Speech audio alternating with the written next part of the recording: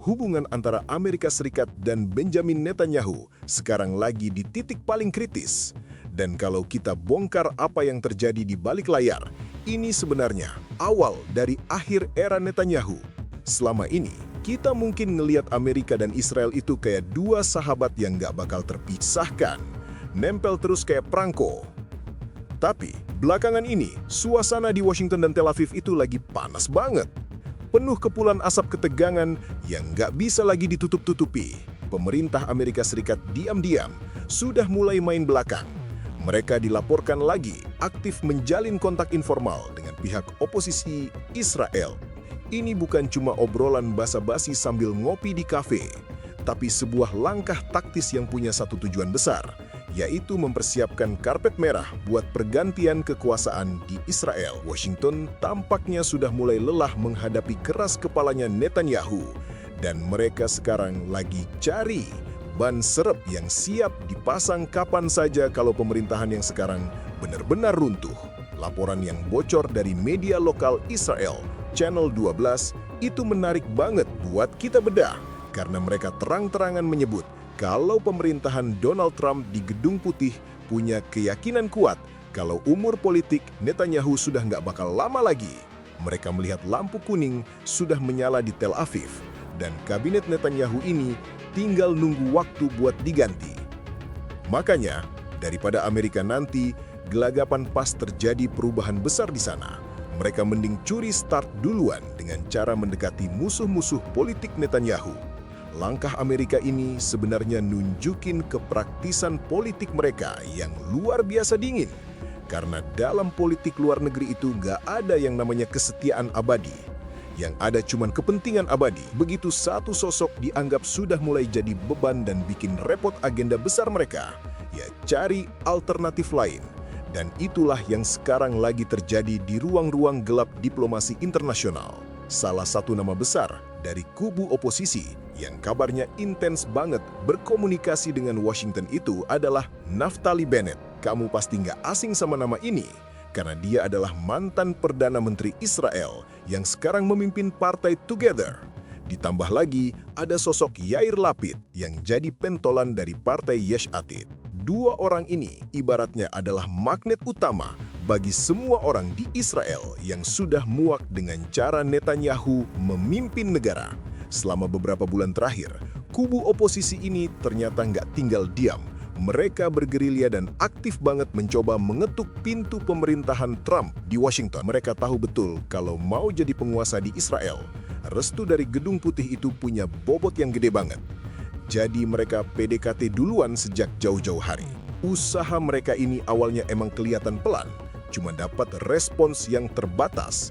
Tapi perlahan tapi pasti, mereka mulai berhasil menarik perhatian para pejabat Amerika yang selama ini juga udah gerah sama kebijakan-kebijakan radikalnya Netanyahu.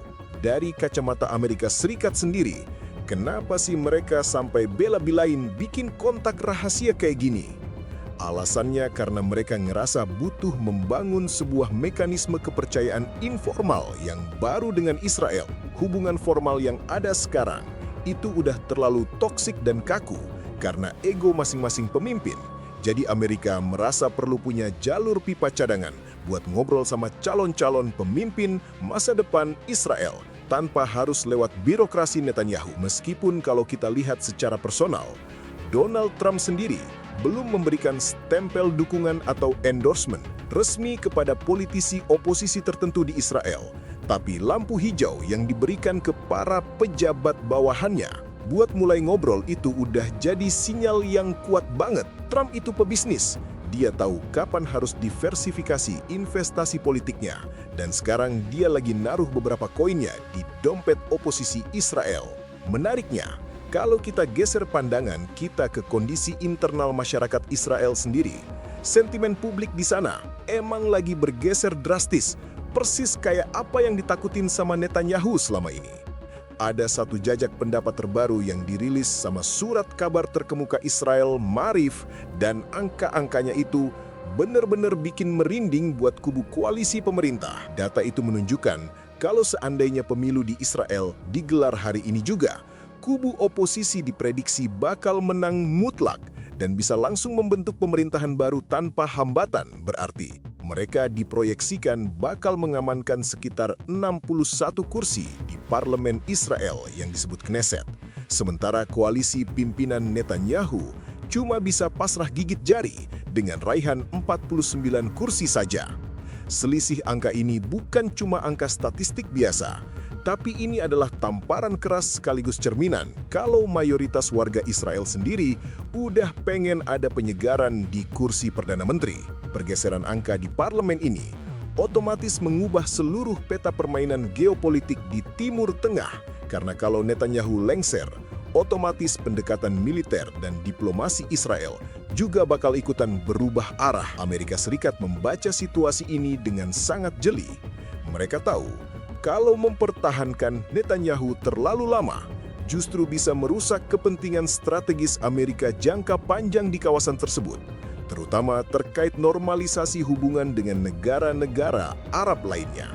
Selama ini Netanyahu dianggap terlalu sering mengambil keputusan sepihak yang bikin Amerika repot di panggung internasional, kayak mengabaikan saran gencatan senjata atau terus-menerus menekan garis merah kemanusiaan yang bikin sekutu-sekutu barat lainnya protes keras.